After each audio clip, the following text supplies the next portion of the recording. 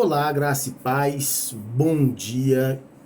Por aqui, Diácono André Gomes, diretamente do canal Mais Cristão é Bíblico. Estamos falando do Gama, Distrito Federal. Agora são 8 horas e 37 minutos, né? Dia maravilhoso, abençoado. E hoje nós iremos dar continuidade ao trabalho O Sermão do Monte. Hoje falaremos sobre um novo olhar sobre o juramento, a vingança e o amor, que está no capítulo 5, versos 33 ao 48. Essa é a quinta parte do nosso trabalho. Antes, quero agradecer também aqueles que se inscreveram no canal, deram o like e acionaram o sino. Isso nos ajuda bastante nessa caminhada, nesse subir degrau por degrau aí, para poder engrandecer o nome de Jesus e a palavra de Deus. Amém? Então, muito obrigado aos irmãos. Lembrando também que no dia 2 de dezembro, às 20 horas, estaremos fazendo um sorteio dos primeiros 500 inscritos que se inscreveram aqui no canal Mais Cristão é Bíblico. E vai ser feita uma live por aqui. O sorteio será entre aqueles que estiverem participando dessa live. Então é muito bom que o irmão entre nesta live, participe e coloque lá o nome e o endereço para que eu possa enviar o capacete aí para o sorteado. Amém? Então vamos lá? Nós então iremos ver sobre o Sermão do Monte, um novo olhar sobre o juramento, a vingança e o amor. Capítulo 5, versos 33, 48, quinta parte desse trabalho, né? Na segunda parte aqui nós teremos os versículos do 33 ao 48, vai estar no trabalho, eu vou passar essa parte escrita também, além da falada, né? Então, essa parte vocês vão ter no trabalho, e aí nós já passamos para o Sermão do Monte, um novo olhar sobre o juramento, a vingança e o amor, capítulo 5, 33 e 48, a primeira parte, né? O texto de hoje pertence à denominada parte específica do Sermão da Montanha.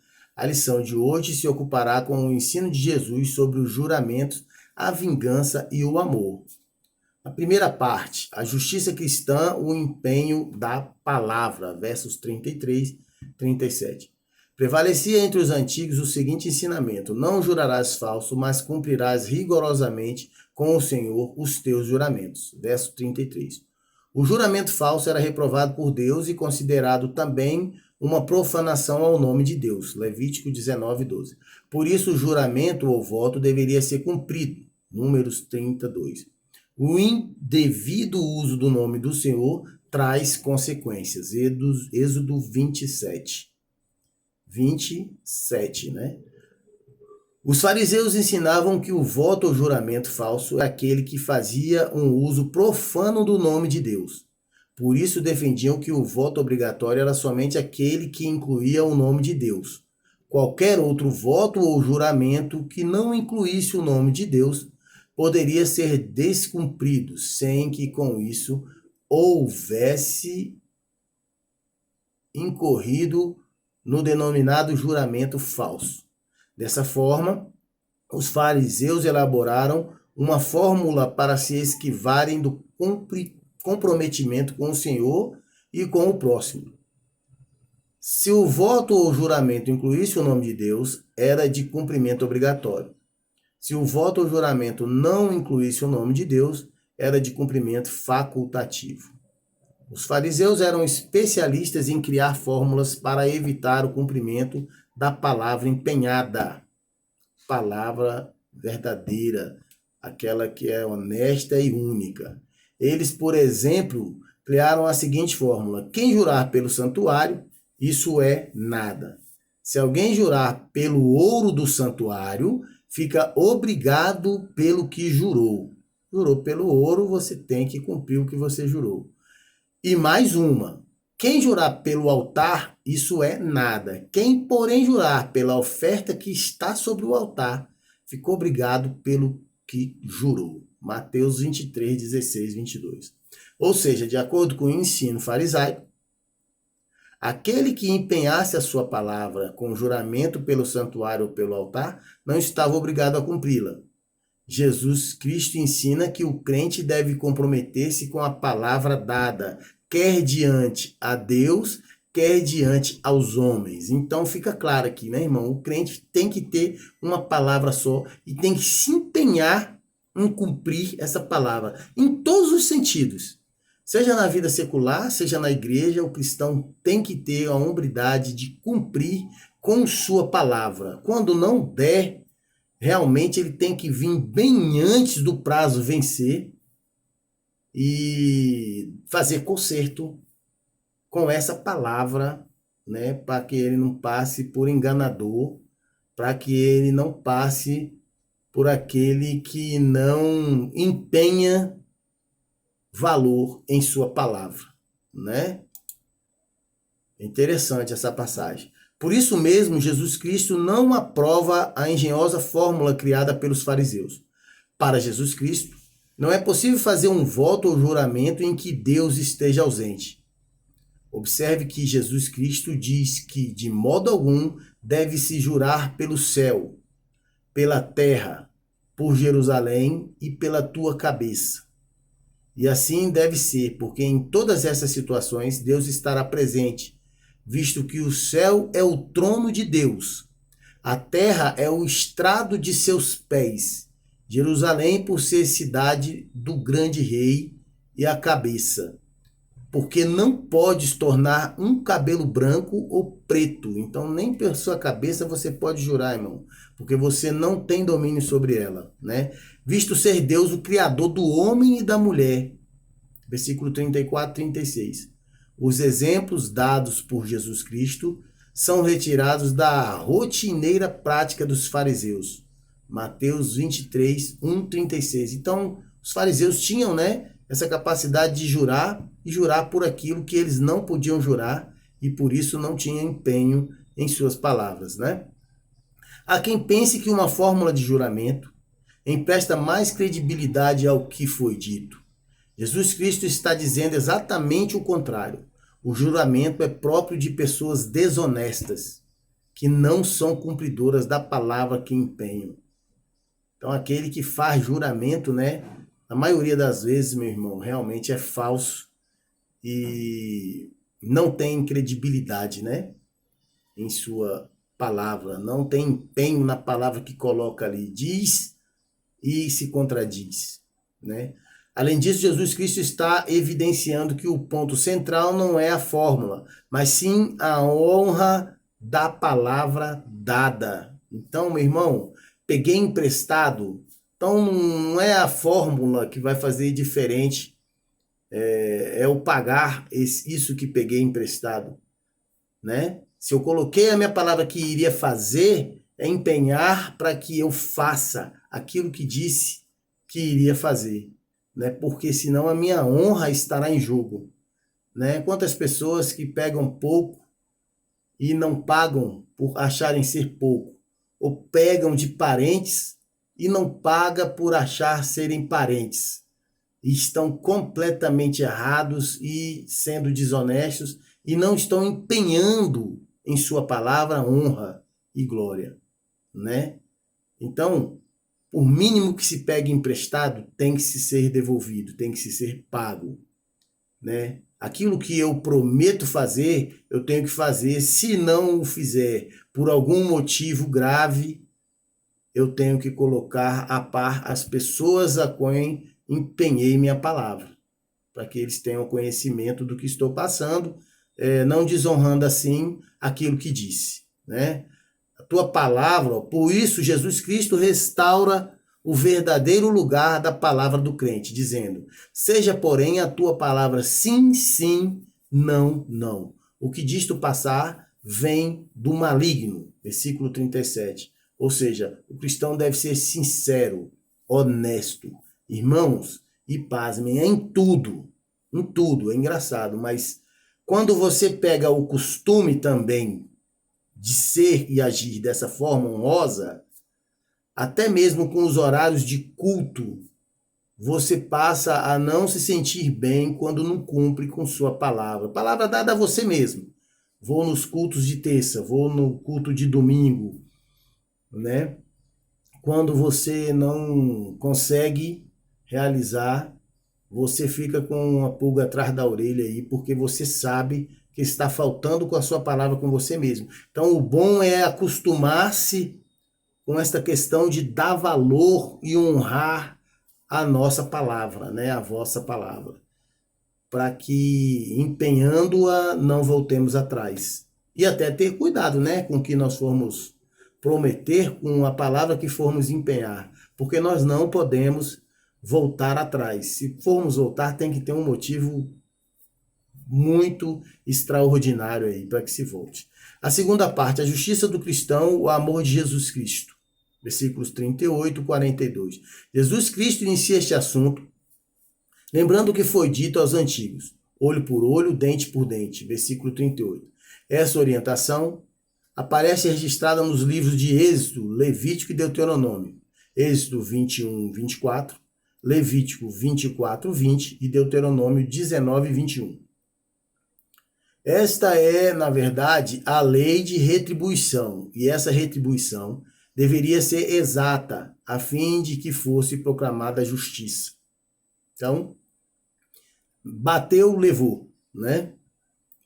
Em certo sentido, a lei de retribuição foi um avanço no sistema de direito de então visto que promovia a justiça e evitava a vingança. Se a lei de retribuição foi um avanço jurídico, por que então Jesus Cristo está indispondo contra ela? Eis o questionamento. Não criava justiça, e sim violência, né? Me dê um tapa, eu dou outro tapa, com certeza outros tapas virão e nós continuaremos aí em contenda, né? Então Jesus Cristo já havia deixado para os seus seguidores o princípio expresso em Mateus 5, 20. Com esse princípio em mente, é preciso perquirir para quem foi dirigida a lei da retribuição. No contexto do livro de Êxodo, logo após o registro dos 10 mandamentos, várias outras leis foram estabelecidas, tais como a lei do respeito dos servos, acerca da violência, Êxodo 21, 12, 36, e sobre a propriedade, Êxodo 22, 1, 15, dentre outras. Dadas as normas, o texto se ocupa em disciplinar a respeito dos deveres daqueles que queriam aplicar essas leis, a saber, os juízes. Os juízes, quando da aplicação da lei, não deveriam perverter o julgamento, por uma das partes ser pobre, ser pobre, B, aceitar a falsas acusações, C, decidir pela morte do inocente, D, aceitar suborno e E, oprimir o estrangeiro. Êxodo 23, 6, 9. No livro de Levítico, o dever dos juízes é relembrado, Levítico 19, 15. No livro de Deuteronômio, essa lembrança se repete, inclusive no contexto da lei, retribuição que Jesus Cristo colocou em foco. Deuteronômio 1, 16, 19, 16, 21. Né? Então, a lei da retribuição estava em foco, e foi Jesus Cristo quem colocou, e os juízes são lembrados, né? Desse contexto. Né? Como se vê, então é por isso a importância de se perquirir, como se vê a lei de retribuição era para ser aplicada, né?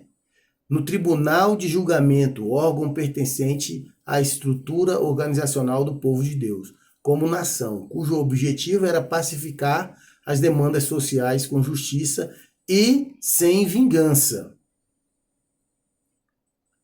Os escribas e fariseus defendiam que a modalidade de retribuição do direito que era exercida no tribunal fosse exercida também na esfera pessoal.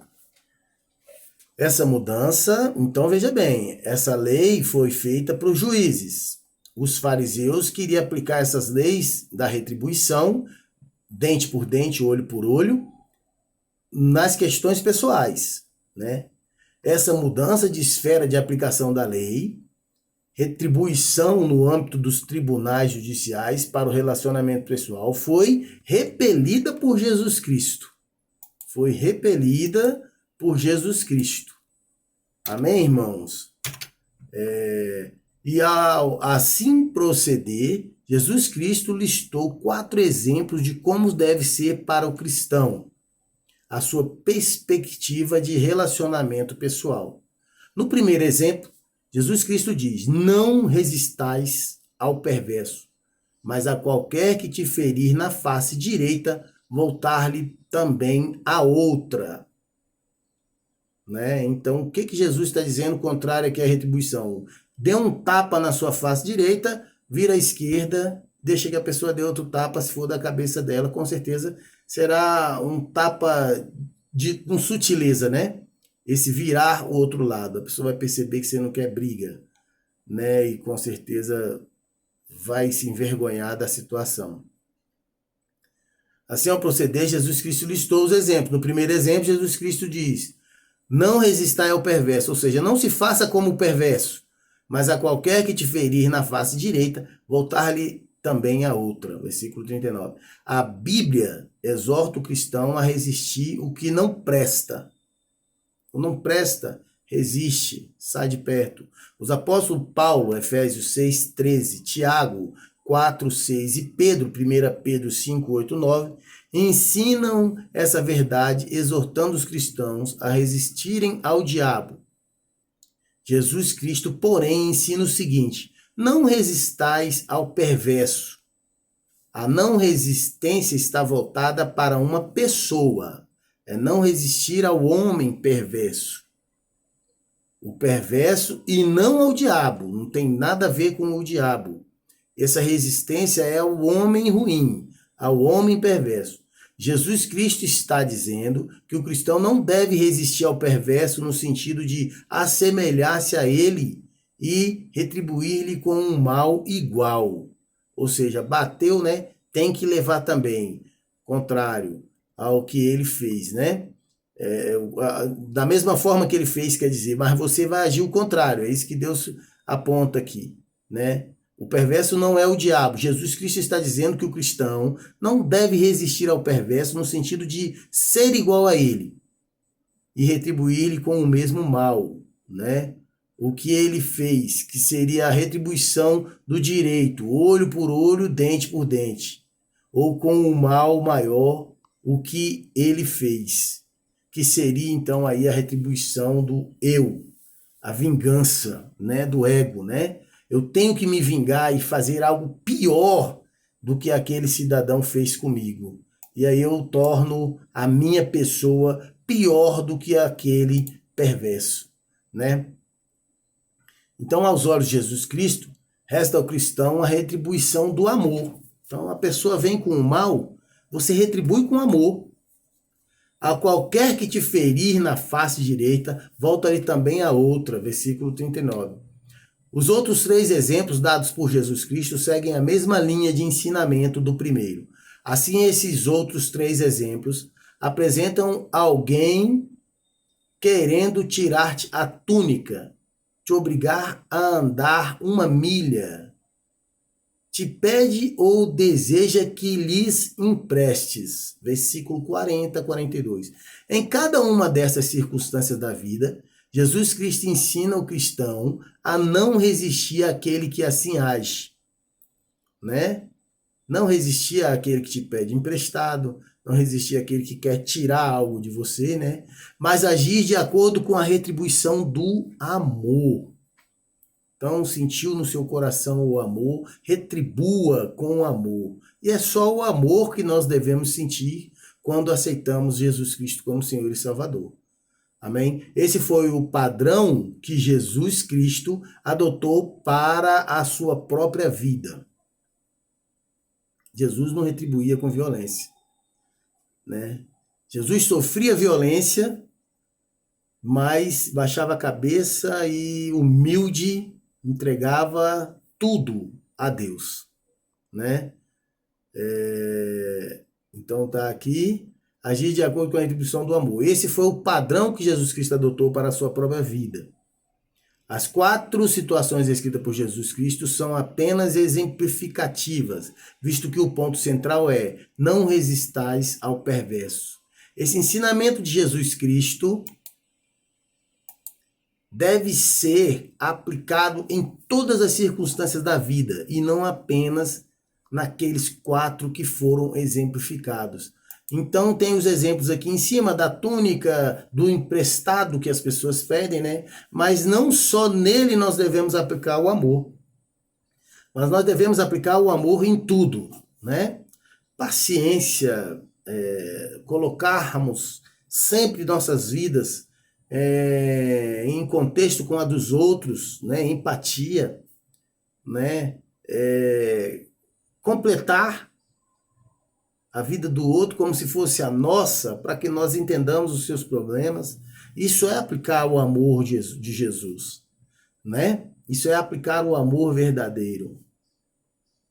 E nós precisamos trabalhar isso e fazer de uso e costume essa condição da aplicação do amor de Jesus para que vivamos melhor. Terceira parte, né? A justiça do cristão, o amor perfeito de Jesus Cristo. Versos 43 e 48. Na questão anterior, Jesus Cristo já ensinou sobre a lei do amor. Agora Jesus Cristo ensina sobre o mesmo assunto, sob a ótica do amor perfeito. Jesus Cristo diz que o ensinamento em curso sustentava o seguinte: amarás o teu próximo e odiarás o teu inimigo. Verso 43. Esse mandamento dizia o seguinte: não te vingarás, nem guardarás ira contra os filhos do teu povo, mas amarás o teu próximo como a ti mesmo. Eu sou o Senhor. Levítico 19, 18. O mandamento em curso apresenta omissões. Não te vingará, nem guardarás ira contra os filhos do teu povo. E como a ti mesmo. Apresenta-te também acréscimos, e odiarás o teu inimigo, como se vê o que estava sendo ensinado era uma mistura que compreendia uma parte do mandamento, amarás o teu próximo, e uma parte de acréscimo decorrente de uma interpretação, e odiarás o teu inimigo. O acréscimo e a interpretação tiveram lugar em razão de expressões existentes no texto do mandamento e no contexto próximo do registro bíblico. Essas expressões são contra os filhos do teu povo e teu irmão. Levítico 19, 17, 18. Em função disso, entendiam os rabinos que o mandamento de amar o próximo estava dirigido específica e unicamente para aqueles que são filhos do teu povo, ou para aquele que é teu irmão. Jesus Cristo, no entanto, não aprova esse tipo de ensinamento e diz: amais os vossos inimigos e orai pelos que vos perseguem. Então Jesus vem e modifica por completo, né? Então, quando nós tínhamos uma visão passada, apresentada pelos escribas e os fariseus, povo judeu, né? Quando fala nós, o povo judeu, mas deixando claro que tudo aquilo nos é passado através da história, e quando nós pegamos como ensinamento, a Bíblia então fala conosco, diz a nós também o certo e o errado. Esse é o papel bíblico como manual de vida, né? Então, Jesus ele vem e diz de forma diferente. Ao invés de você odiar com o mesmo ódio o seu inimigo, que você o ame como você ama o seu amigo, né? É bem fácil de entender e bem difícil de aplicar, né? Mas nós precisamos aplicar, né, essa lei.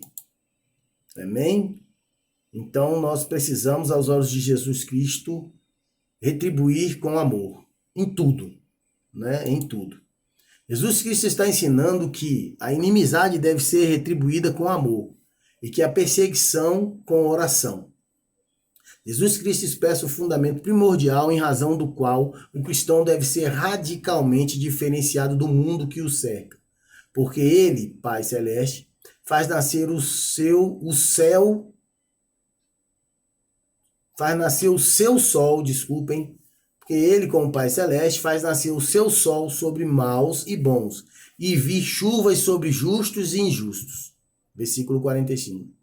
Jesus Cristo está dizendo que o discípulo não deve pretender ser mais realista do que o seu Senhor. Ao discípulo não é dado alterar a forma de agir do seu próprio Senhor, afirma Jesus Cristo. Ainda que essa é a condição primária para que vos tornei filhos do vosso Pai Celeste. Versículo 45. Nesse quadro, Jesus Cristo indaga: se amardes os que vos amam, que recompensa tendes? Versículo 46. E continua: se saudardes somente os vossos irmãos, que fazeis demais? Versículo 47. Jesus Cristo está ensinando o mais elevado padrão de conduta já exigido do ser humano. Sede vós perfeito, como perfeito é o vosso Pai Celeste. Versículo 48. Qualquer que seja o sentido da palavra perfeitos, a conduta exigida por Jesus Cristo é humanamente impossível de se cumprir. Só Jesus cumpriu, né? Somente a graça de Deus pode nos conduzir, então, à elevada caminhada. Caia e humilhe-se. Na Bíblia, encontramos perfeição sem pecado apenas em Jesus Cristo. Não podemos hesitar ao representarmos Jesus Cristo. Precisamos buscar e ter requisitos radicais, finais e absolutos como seguidores dele. O dele aqui é com D maiúsculo, que é Jesus, né? E continuar sempre, pois o requisito da perfeição nunca será satisfeito, mas está aí para que o observemos. Então, a perfeição é difícil de nós atingirmos, né? Muito difícil. Porém, nós temos que continuar observando a perfeição e buscando a perfeição, né? Temos que ter como requisito em nossas vidas para que sejamos alguém a busca por essa perfeição. Nós chegamos aqui então à conclusão do nosso trabalho. Hoje, com essa lição, nos é fornecida uma tripla dimensão da justiça que o cristão deve ter e que deve exceder em muito a dos escribas e fariseus, né? Então nós temos que ter uma justiça que de fato exceda em muito a dos escribas, seja bem maior que a dos escribas, para que nós a apliquemos e façamos assim tudo aquilo que Jesus Cristo faria, né? As suas palavras, o seu amor e a sua busca por perfeição no amor de Jesus Cristo, que lança um difícil desafio. Sede vós perfeito como perfeito é o vosso Pai Celeste. Versículo 48. Então somos constrangidos a praticar algo da mesma forma como o nosso Senhor pratica. Então, Jesus pratica a perfeição e nós somos constrangidos, né? Nós somos levados a fazer o mesmo para que vivamos melhor nesta terra. Amém? Uma rápida oração. Antes do agradecimento, quero agradecer aos irmãos que verão, que darão seu tempo para ouvir esta palavra, que eu creio ser de edificação. Edificou a minha vida e com certeza edificará a tua. Em nome de Jesus. Amém? Estamos aguardando para a live do sorteio do capacete, que será no dia 2/12 de 2024, às 20 horas, por aqui, neste canal Mais Cristão é Bíblico. E vamos refletir nessa palavra, né? Nesses versículos, nesse capítulo 5, do início ao fim, do primeiro versículo, né, até o versículo 48. Nós iremos dar continuidade a esse trabalho. Na semana que vem, nós estaremos apresentando outras partes desse trabalho. Iremos para a sexta parte deste trabalho, né, onde nós estaremos falando aí sobre uma nova perspectiva da perfeição, né? Uma nova visão, um novo olhar sobre a perfeição.